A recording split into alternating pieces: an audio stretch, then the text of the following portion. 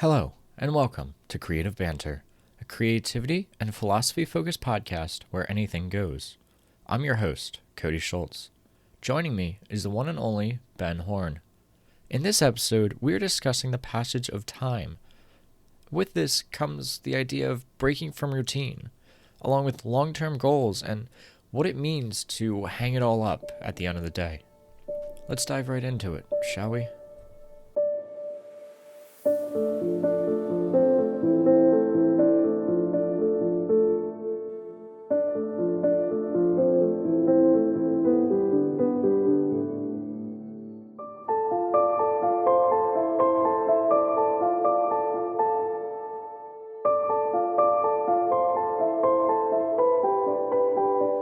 So what is going on, Cody? What's new with you? As usual, not a whole lot.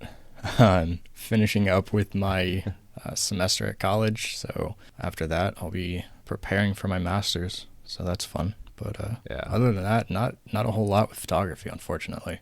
Yeah. Well, I've got my truck packed. I'll be heading to the Escalante area of Utah really early tomorrow morning. It's about a 9-hour drive, and then there's an additional hour or so of off-roading to get to the trailhead. I usually like doing the early starts at about 3 a.m. I don't know if you're much of an early morning driver yourself. I wasn't until watching your videos, and I think we had talked before one of my trips. I went down to South Carolina, and that was the longest drive I'd done. Mm-hmm. We left around, I want to say like 2 in the morning, and it made it so much easier. Okay. Were you passing through any like metropolitan areas or anything like that? No, it was more so just a lot of, because we had to go through Virginia, and that was a haul. I mean, that was like the majority of the drive, and It was just boring driving. Yeah. So, I mean, it made it better leaving that early, because then you're waking up as the sun's coming up, which was the biggest thing. And it goes by so much faster, which is awesome. Yeah, for sure. I mean, when we left to come back then, there was no way I was going to be able to get any kind of sleep. So we ended up leaving around like 8:30 at night, and that was a massive mistake. Oh. Because it just dragged on. Yeah, I wouldn't be able to do the late drives, but the early drives, I'm definitely a big fan of those. But yeah, I've got everything packed up and looking to head out at about 3 and get there. And usually one of the things that I notice as far as a pattern on my trips is that the first day I always have this weird feeling, just kind of shifting away from the routine of everyday life into the routine of a photo trip. And so on this one, based on kind of when the sun sets, because once I get to the trailhead, then I'm going to have to hike for a few hours to get to actually where I'm going to be staying for the night. And so I'll be able to pull up the trailhead, just grab my backpack, which has everything in it I need, the food, water, the film, camera, all the gear, all that sort of stuff, and just hit the trail right away. Yeah, that's nice. And get to the canyon where I'll be staying by a little bit before sunset. It'll be a good way to start the trip, but man, it throws me off a little bit. Why is that? I think it's just kind of going back to just the first day of the trip and just breaking from the routine. And one of the things, and we talked about this in a past episode, is I was taking a break from social media leading up to this trip. And so it's been at least a couple of weeks now that I've been off Twitter and Instagram, just so I don't have that feeling of just like reaching for my phone when I'm out there and not having a connection and, relying on that sense of like familiarity. But yeah, there's always I always call it the first day funk going on the trips, where it's just that change of routine, which really throws me off. But I will be able to wake up in one of my favorite areas, the sound of the birds and the flowing water and everything down the canyons, and it should be quite nice down in there. But I'm getting that feeling of that first day funk actually before going on the trip. Interesting. Hopefully that will go away when I get there. Maybe I'm just like pre-experiencing it. Do you ever have any feelings like that when going on a trip, or going away from home for something photography related or anything along those lines? Yeah, I mean, I get like the typical kind of like jitters in your stomach kind of feeling, like the anxiety, whatever you want to attribute it to, but I don't I can't say I've really thought much of it regarding it being like a first day funk or any of that kind of thing. Like everything is just reactionary for me, Yeah. like we had talked about before. So it's not like I'm really having to get into any different mindset than what I'm used to just hiking in the woods around my house. And maybe that's like a contributor to it, where you have to really change your mindset from home to these trips for you because of how you approach photography and the fact that you're not going out with your camera every weekend or every so often. It's more so like dedicated week-long trips for you. Yeah, and it definitely is a different sort of mindset. Along with it comes an expectation of creativity, an expectation of productivity, which is not a good thing, but that's certainly one of the main reasons why I go on the trip, because I do need to go out there and find images, and usually I have some subjects in mind or some areas to explore in mind, and once I get there, then things go quite smoothly. But it's just definitely is that period of adapting. But I'm thinking that by hiking into the location on the first day, I think it'll get rid of some of that anxious energy. Because if I do have that build up, if I can just walk a lot, if I can pace around a bit, it definitely helps to sort of calm my mind. But between that and then the actual setting where I'm going to be at, I think I'll get over it fairly fast and then jump into being fairly productive. And there'll be a new area I'm exploring as well. There's a canyon that I'm going to, first of all, when I've revisited that canyon every year since 2017. And then there's another canyon I'll be visiting for the first time, which should be interesting to see something new and to see something different and start building a body of work, hopefully from that canyon as well. So when you're going into this canyon, is it just going to be you? It's not like a traditional campsite where there are other people around you?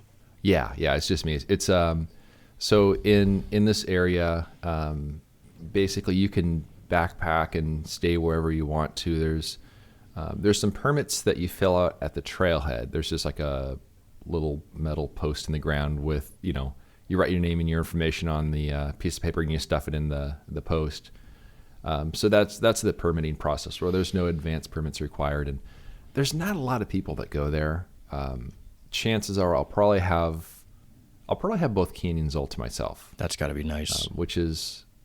It's nice to not be looking over your shoulder and seeing a crowd of people showing up and have it really get in the way of the process. Because then that messes with your mindset too, because all of a sudden you see people when you weren't expecting to, or even if you were expecting to, you're in the middle of taking a photograph and you have a bunch of people and you just have that that whole idea of people watching you. Yeah. Like even if they're not paying any attention to you at all, it's just like, could you just go 5 steps that way for me?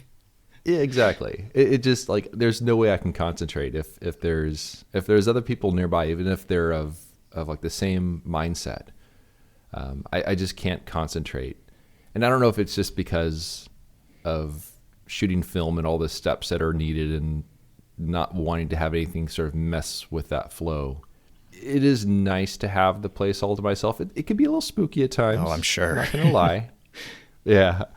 Though the areas where I'm going, the main threats are really dehydration and then people like falling if they're trying to jump from one rock to the next or something like that, like, hurt a leg or something. And I just try not to do dumb Your things. own stupidity, pretty much. Exactly. There's no bears. So it's a very peaceful area. But yeah. Another thing I was thinking about is when I went on my second winter trip, I went to Death Valley for one, and then I went to Zion for the other. And I didn't do video on the Zion one. I was spending some time exploring around, and typically I'm not a big fan at all of listening to music when on the trip. So usually I avoid it. I might listen to podcasts, especially if I'm killing time. But there's something about when I went on the trip to Zion, and there's a day I was just exploring around, and for some reason I felt like the need to listen to more music on that trip. Just through my earbuds at times if I was killing some time. And that really just seemed to put me in a better mindset. And it's something that I haven't done as much in the past. And so I'd be curious to hear your thoughts on that. What kind of music are you listening to? So lately I've been listening to 2 albums from John Mayer. Okay. Which Solid choice. It seemed like the sound of those albums was a pretty good match for just wandering around in Zion. And there were some I hadn't listened to his music for a while, but then I decided to download some of it to my phone. It was his albums Born and Raised and then Paradise Valley that have a little bit of a country kick to them. And I'm not like a country music fan, but something about just the sound of the instruments seemed to complement nicely the rolling slick rock hills and the trees and the landscape of Zion. And there's something actually quite comforting about that, which I've avoided in the past. Yeah, kind of like how you avoided it before, I kind of avoid it now. And I'm not sure why exactly, but I typically don't listen to music when I'm out in nature. And I don't know why that is. Like why I have that kind of preconceived notion that it's just less natural, so to speak. Do you listen to podcasts at all when you're out there? No, I don't. I listen strictly to the sounds that are made by nature. And I don't know if it's me trying to get away from people and have even that further step away from man-made things. Mm-hmm. That probably is the only reason as to why I don't. Especially the backpacking trips. I try to not listen to anything. But there's times, especially more toward kind of like a mid to late afternoon. And I think it has something to do with, you start to see that sun dropping lower in the sky. And there's this whatever it is that's built into us biologically through evolution through all the years or whatever. But you see that sun dropping lower in the sky. You're like, oh, I need to have a safe place to camp. I need to have like the comforts of camp, and maybe, hearing the voice of other people kind of gives a feeling of, being around a fire with the community or whatever, kind of the safety of that. So I find that more toward the afternoon, I might have more of a tendency to throw in my earbuds and listen to a podcast as I'm hiking back to camp. But music, I'll listen to that sometimes a little bit more toward the morning, and not just all the time, but just to have, I think it just kind of sets the vibe and sort of complements the natural sounds. But by and large, I don't listen to it a lot, but I do find that it can help a little bit, especially if my mind starts to wander a little bit, like leads me to question, why am I here? What am I doing? Those sort of thoughts that go through the head. Yeah. I mean, thinking about it a little bit more too, typically when I'm hiking around, I have someone with me, whether it's... Okay. Yeah. Yeah. So that makes it a little bit more difficult to listen to music, because then the other person is kind of like feeling ignored, Oh, yeah. Kind of feel bad if all of a sudden I pop in my headphones and I just start like listening to John Mayer or whoever, and they're just like, especially if I do it in the middle of them talking or trying to talk to me. But, oh yeah. If I'm hiking somewhere with a friend, with my wife, something like that. Yeah. There's no listening to anything. The people that do, especially the people that have like the Bluetooth, like, portable speaker, and they're listening to stuff loudly on the trail. It's like, no, it's not the point of this. Exactly. That's when you're just blasting your music to everyone else. Yeah, that's not good. I don't want to listen to your terrible mumble rap that you just insist on blasting through the woods right now. It's just, no, go away. Enjoy that at home. And I don't know about over where you are, but at least a lot of the local trails where I am, they actually have signs that specifically have like a speaker with like a circle and a line through it saying, in more friendly terms, basically, don't be an idiot. No drones. Don't listen to your music on your Bluetooth speaker.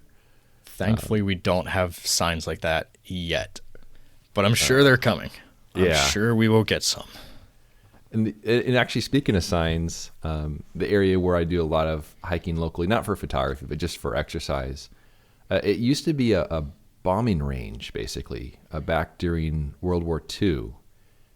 And so the other signs there, which I always find it to be kind of amusing, There's a sign that has a picture of like basically a bomb, and then it has kind of like a hand, and it has like, don't touch the bombs kind of a sign. Okay. And then there's also another sign that says, watch out for mountain lions. They've been spotted here.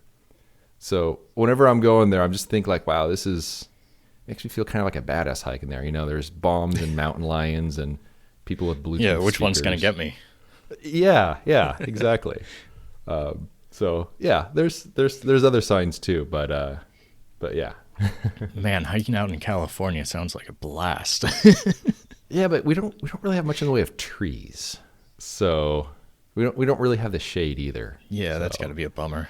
Yeah, we have these really beautiful oak trees that live down at the kind of along the mostly dry streams at the floors of some of the canyons, and they're really beautiful. They'd be really fun to photograph in black and white.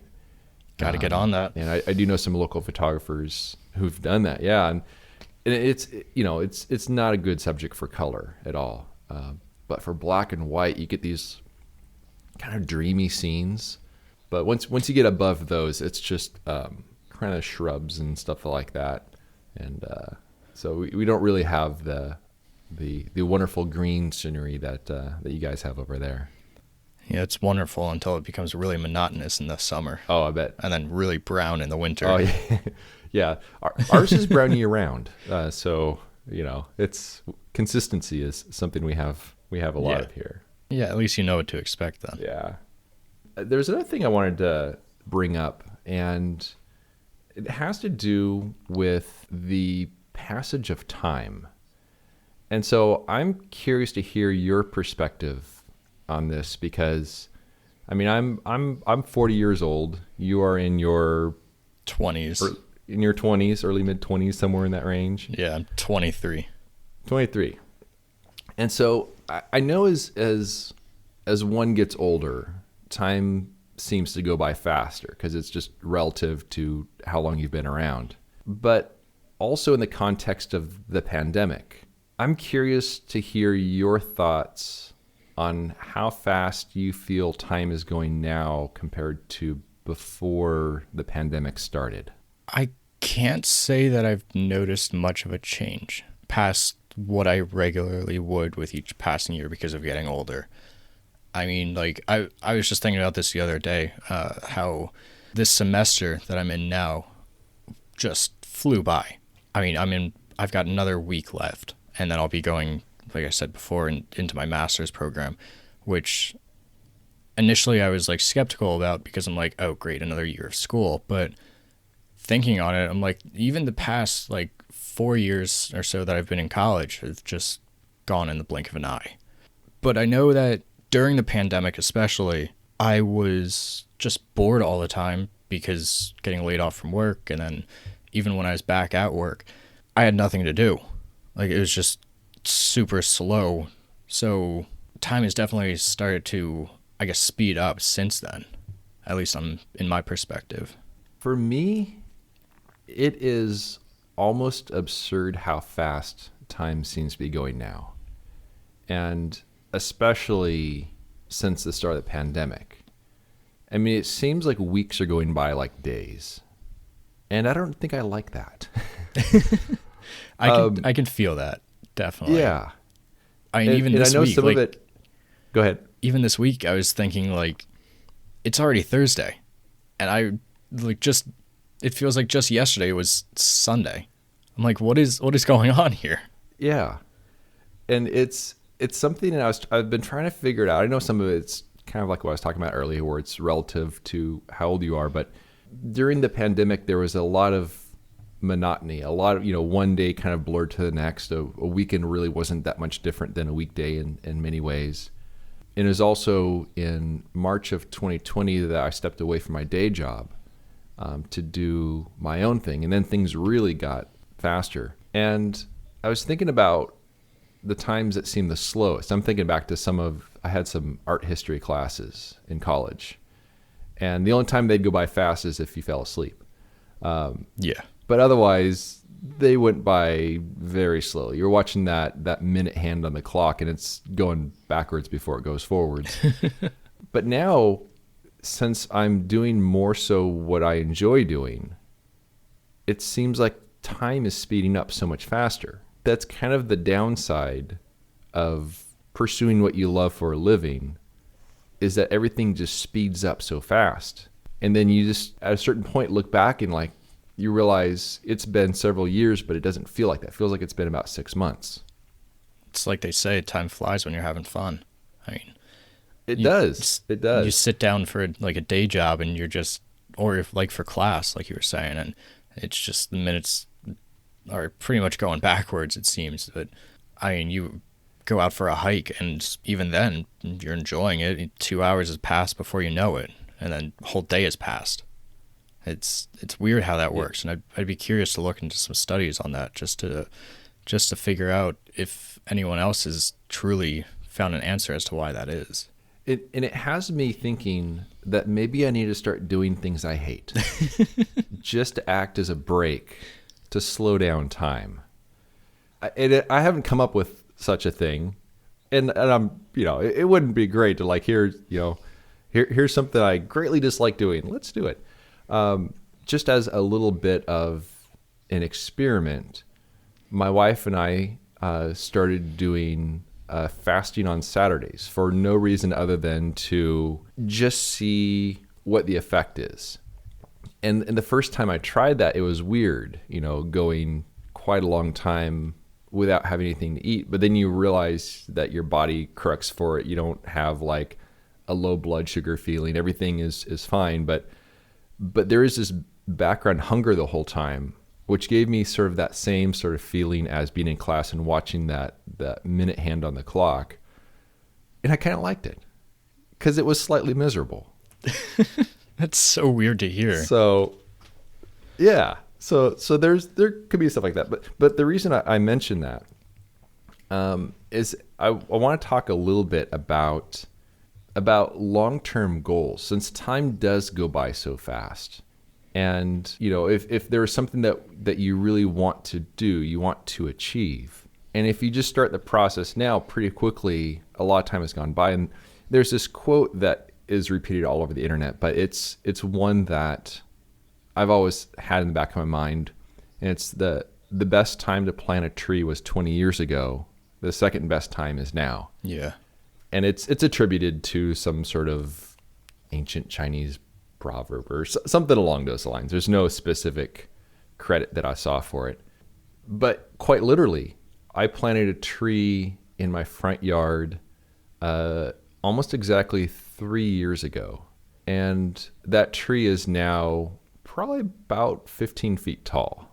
And I had delayed planting that tree for quite some time because it was like this little seedling that was growing. And finally I moved it to another area, planted it, and the thing took off.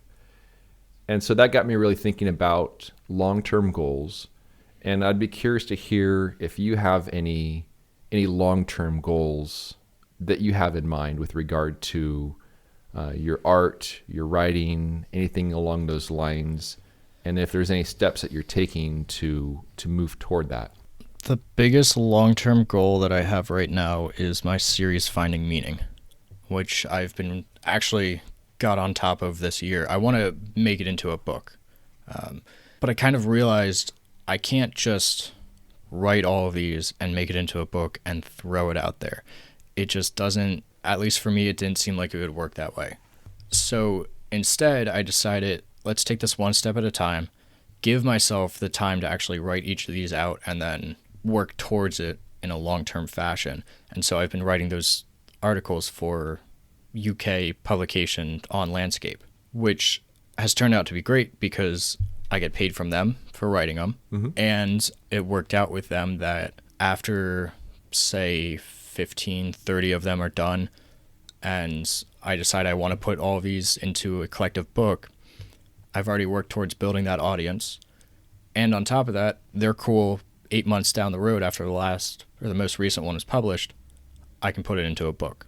Oh, that's really awesome that they're really good with that. Yeah, it works out great. And so instead of me rushing to figure out, okay, now I need to write all of these, I need to find a publisher, I need to do all these steps in a short fashion, I can build, like I said, that audience little by little here and there, as well as take my time and really make these articles what I want them to be, which I think is something that not a lot of people seem to be keen on doing. Because, like, yeah, I want the results. I would kill to have a book in my hands today, but I know that, like with your example with the tree, I planted the seed. It's there. It's starting to grow. Now all I have to do is give it the time, give it the 3 years, and it will be much bigger than I expected. Plus, then once all of these articles are written and they're finished up, when I'm ready to go back for this book, I can go back through each one of them and really refine them with the experience I had built on to make it as solid as possible. And William Neal had a book fairly recently that was a collection of his articles. Yes. And that's definitely something that came to mind when you mentioned putting all of your collective articles into book form as well. Yeah, partly that was what gave me the idea of it, of waiting for so long and putting these articles out onto an actual website or publication first.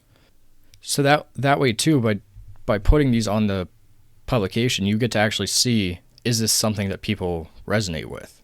Yeah. Versus putting all the work into a full book and then it just flops because the market isn't there. Now, do you envision yourself self-publishing the book?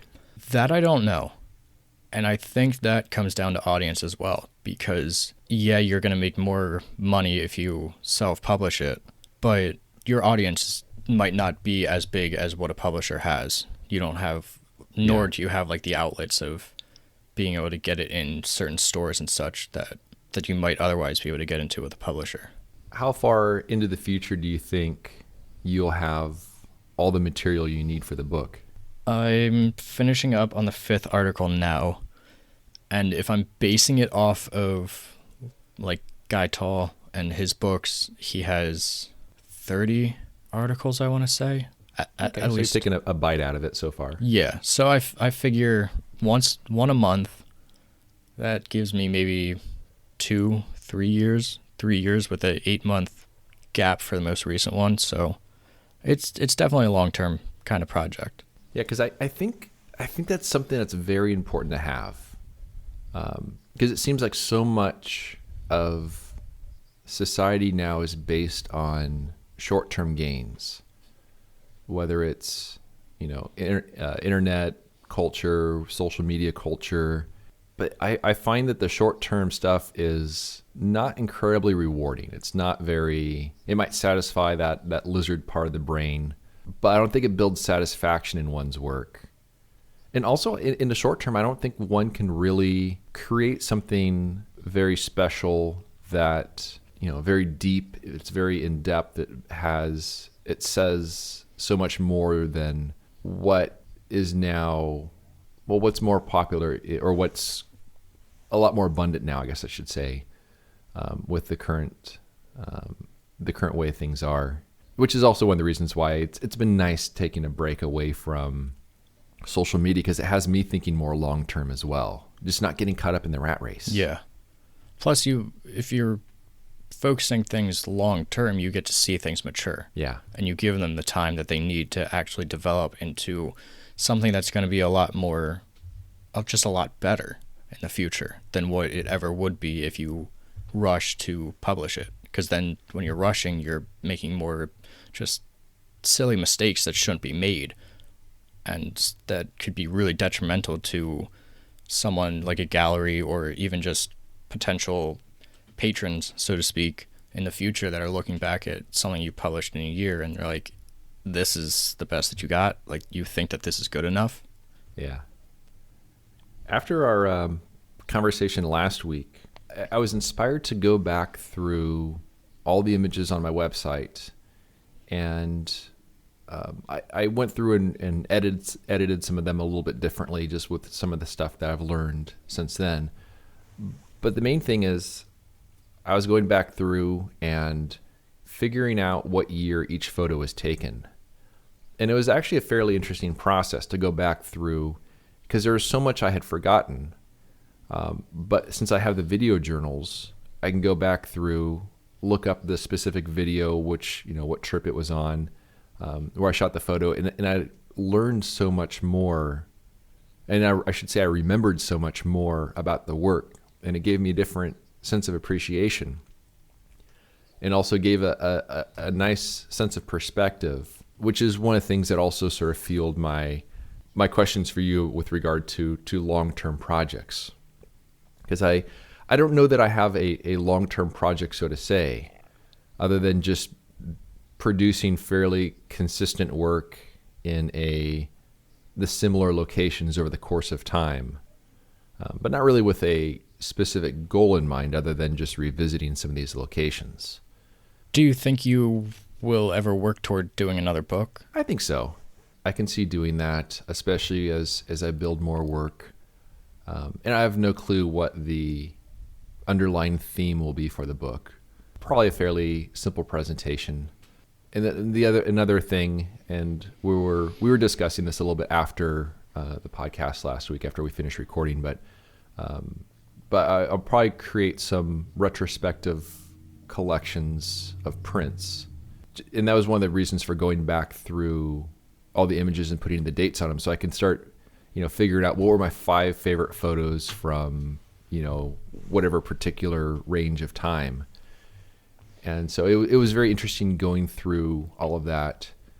But as far as a book, probably at some point. But I think I need a lot more time for that. To flip your question onto you now, would you self-publish or would you go through a publisher? I think I probably would self-publish. When I went to college, I have a degree in graphic design, and so I could lay out the book and have things the way I want it to be. It would be nice to have complete control over the whole process and tweak all the little things to make them exactly as I want them to be. But the idea of fulfilling all the orders is a little daunting. Yeah. So I was very appreciative of when I did the book through Kozu. I was very appreciative that they handled the fulfillment, because that's a lot of work. Oh yeah, you're talking about renting out storage units, especially like living in San Diego where you do. I mean, there's no way you could be storing 1,000 books or even more than that in your garage. Yeah. I mean, yeah, the garage would be taken over, and it seems like it'd be very monotonous to take care of all that. So I was definitely very happy with the way that Kozu handled all the fulfillment. Though, I mean, I remember seeing pictures when Simon Baxter did his book, just seeing just pictures of box after box after box filled with all the printed books. And that's a lot of work. Yeah, I could not imagine doing that, because like you said, the monotony of it alone, and especially if you're going through and you're signing them. But I'm curious to see how things change in the next 5 to 10 years with self-publication outlets. If there's going to be something, that's true. If there's going to be something better than what we have now, that is able to be like you make the book, you design it exactly what you want, and then you just have kind of like how Blurb does it right now, but a little bit higher end, I think, where they fulfill it, and people just go onto there, buy it, and it's sent right to them. Yeah, because that's the hurdle. That's the fulfillment is something that would definitely have me questioning things. And then you hope that if you do this, it's nice to have someone guide you through the process as well. And it seems like there's so many people with books out now, and there is such a large market for it that I think you're very right that there will be some more options out there to help soften the blow a little bit, make the process a bit easier. Yeah, let's hope for him. Yeah. One thing I wanted to touch on was the idea of, so let me preface this. Christopher Burkett, I'm sure you're familiar with his work. Mm-hmm. Beautiful work. He does everything with Cibachrome prints. And this is a while back when I had read the interview, but in that interview he had said about hanging it all up once his supplies were exhausted. Once all of his stored film that he had, once all of the printmaking chemicals, all of that were gone, he was done with photography. And it got me thinking about working something and then just letting it go. I mean, having something so close and near and dear to your heart. There is another photographer that I believe Jeffrey and Sean were talking about on Deep Natter that is doing strictly a 8x10 glass plate, I think portrait kind of series, if I remember right. And he only uses that 8x10 camera for that series, and once it's done, he's done with photography as a whole. And I wanted to get your thoughts on that, because for me, I couldn't imagine giving this up at any point in my life, even though it's been hard at times and will be hard in the future. But yeah, I'm curious to hear what your thoughts are on that one. You know, I was thinking about that as you were talking, and Christopher Burke, his work is absolutely beautiful. And thinking about his work, his process, and where he is in life, I completely understand his viewpoint, and I can relate to it. Because when you're so accustomed to working with the tools that give you the exact sort of results you're going for, and where you are so involved in the process, I would feel like moving to anything else, especially at the point in one's life when you already have a very solid body of work. I can feel, I mean, I can understand how a person would feel that they're done. You know, they've produced the work that they set out to do, and moving to a different medium, moving to a different system, I can see how it just wouldn't be very appealing. And in some ways, perhaps it's a little bit about like how both you and I, we sold off our digital kits because we just weren't feeling it. It just wasn't quite the same. And where I am currently in my career, you know, I still have another 25 years or so until I hit the technical retirement time. But I don't know that I would ever want to give up photography. But I can totally understand where a person feels that they've produced the body of work that they're happy with, and that they just don't feel the need to produce anything else. I wonder if he has any other passions, whether it's painting or any other sort of artistic endeavors, because I feel like you can't shut off that part of your brain. Yeah, that's what I mean.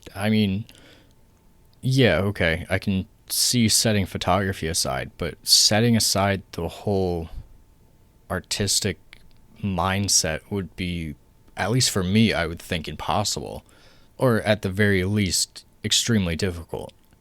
But I also wonder, so for you and I, if say in 10, 20 years, film photography is no longer, it officially dies off, there's no more film, which, I mean, looking at Fujifilm and Kodak with their price increases does not seem to be too far-fetched right now.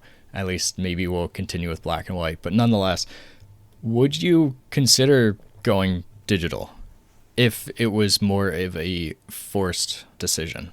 I could see going the direction of the medium format backs on a technical camera. So you very much have the same sort of hands-on approach and the really slow you down sort of approach of large format, but with a digital medium format back. I didn't really enjoy the experience of working with the digital kit that I had. There's nothing wrong with it. I mean, it was just fine. But I felt like it was an obstacle in between me and the image I was trying to produce. And it just didn't have the same sort of experience that one would have when working with film. So maybe I'd go the direction of one of the digital medium format backs on. I think Arca Swiss has a technical camera designed for those. I think I would need to have something along those lines, but it wouldn't quite be the same. But I ultimately I still I'll need to be producing images for a long time to come because I have literally no other skills in life. So yeah, please don't give me a paintbrush. It's not an option. Don't give me a paintbrush. Don't tell me to start painting landscapes because it's just not gonna happen. Yeah. But I totally get that mindset. I totally do. Yeah, I can see it too. I mean, especially coming off of it recently with digital and trying to go back that route, it would be very difficult for me to really enjoy that process as much as I do with large format. And like you said, having a technical camera with a medium format back would probably be a better route, but then you also got to look at the cost of it too. I mean, at least right now, a medium format back is from Hasselblad or Phase 1. You're looking at the price of a car, for the most part at least. Yeah. And then the technical camera, I can only imagine what Arca Swiss gets for those. Yeah. It wouldn't be cheap. I would sooner see going with like a Fuji's GFX system and hoping that maybe they come out with like a tilt shift lens that at least gets me close to the capabilities of the large format and to that process. But even then, I still feel like it would be kind of I feel like it'd be burdensome compared to just the simplicity of a view camera, which just, it doesn't feel like it's getting in the way. But, kind of going back to our conversation about long-term goals, I can see how for Christopher Burkett, it's like a mic drop moment. Like when he runs out of the supplies, when he has produced all the work that he's happy to have produced, I feel like that would just be the ultimate in satisfying that long-term goal. And just kind of like like graduating from one stage in life to another, whether it's, graduating high school or graduating college or whatever it is. It feels like I can see how that could bring a sense of satisfaction because that is just the defining moment. It marks an end of something, hopefully the beginning of something else, whatever that may be. And hopefully he'll have just all the resources he needs to do whatever he wants. But I could just see that being like the ultimate mic drop, or just like, I'm done, I'm good, it was a good ride. And I think that's a sort of moment that not a lot of artists actually are able to achieve.